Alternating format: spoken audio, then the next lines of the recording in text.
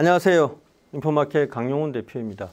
오늘은 하이브리드 본더 갈 길이 너무 멀다, 사람들이 이야기하지 않는 하이브리드 본더의 난점, 이런 주제로 이야기를 해보려고 합니다. 원래는 너무 어려워서 해운 영상으로 해야 되는 게 마땅한데, 최근에 제가 하두를 꺼낸 데다가 여의도에서 아직까지 믿지 않고 당장이라도 하이브리드 본더가 상용화된다, 이렇게 굳은 믿음을 가지고 글을 쓰시는 분들이 많더라고요. 그래서 좀 더 여러분들의 어떤 이해를 깊게 하기 위해서 설명을 드리려고 합니다. 제가 오늘 말씀드리는 거는 깊은 문제의식을 가지고 파헤치는 박사님들, 그 이야기를 좀 해드리는 거니까 오해 마시기 바랍니다. 결론적으로 왜 안 되냐면요, 디싱의 불균일도, 그 다음에 또 한 가지는 본등의 신뢰성, 이 두 가지죠. 도대체 디싱이 뭐냐, 이렇게 먼저 말씀을 하실 텐데요.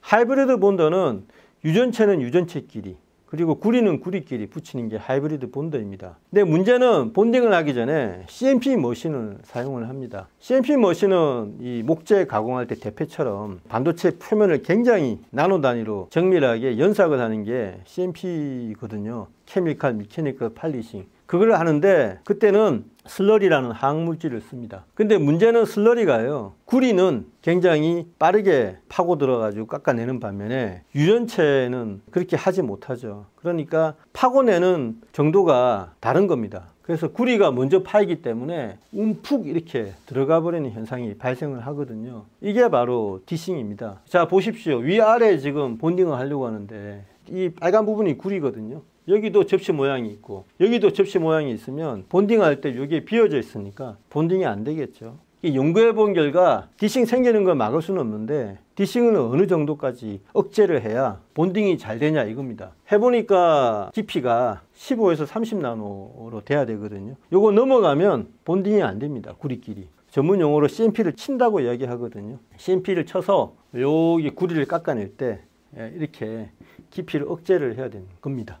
근데 문제는 뭐냐면요, 요 구멍이 하나 있고 요 구멍이 하나 있다고 쳤을 때 이 구멍은 엄청나게 깊이 파들어가고 이 구멍은 얕게 파들어가면 안 되잖아요. 그래서 편차가 없어야 됩니다. 그 편차가 플러스 마이너스 10에서 20나노가 돼야 되거든요.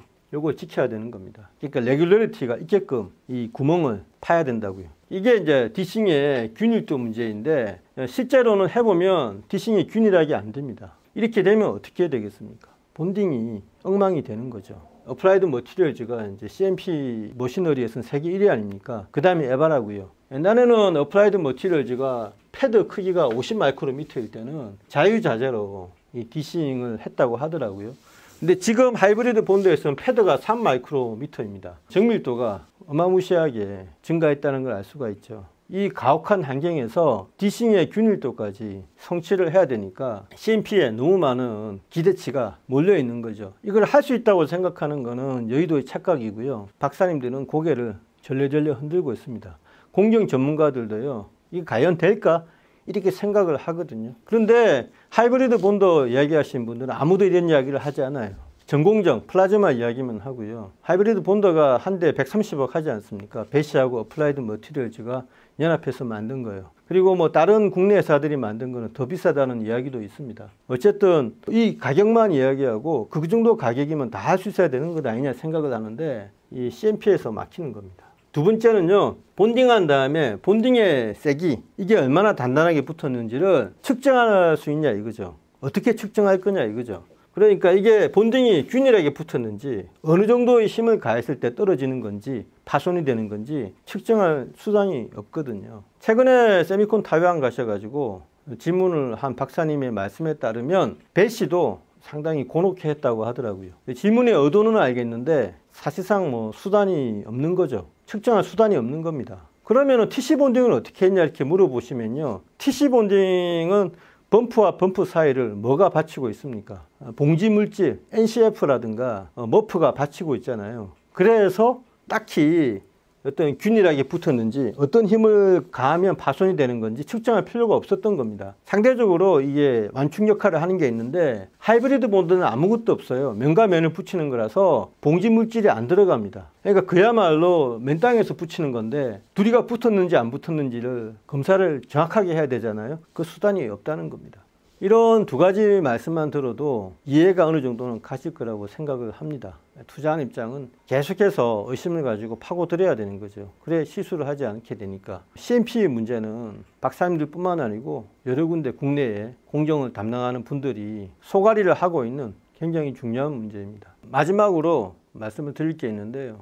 여러분들은 의문을 가지실 수 있습니다. 왜 과거에는 잘 됐던 CMP가 지금 3마이크로미터 패드에는 왜 무용지물이냐. 그러니까 HBM 적층할 때 왜 하이브리드 본더가 개발이 더딘 것이냐 물으실 수 있는데요. 그 답은 바로 물리적 한계 때문에 그렇습니다. 지구 환경상에서 계속해서 미세 영역을 개척해서 뭐 원자 단위에 나노 단위에 그거는 할 수가 없죠. 물리적 한계가 분명히 존재하고요. 그거는 지구상에서 보이지 않는 진동 또 여러 가지 요인 이런 것들이 복합적으로 작용해서 그렇다고 합니다.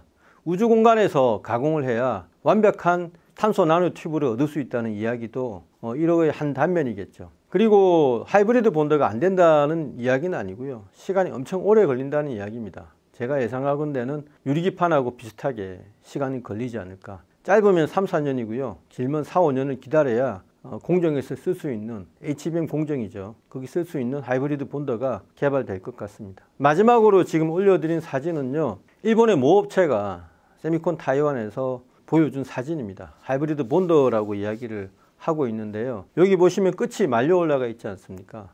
응력 관리를 잘못해서 미세 영역에서 이런 디펙트, 결함이 발견되는 거거든요. 하이브리드 본더에는 아직 완벽한 정답이 없다.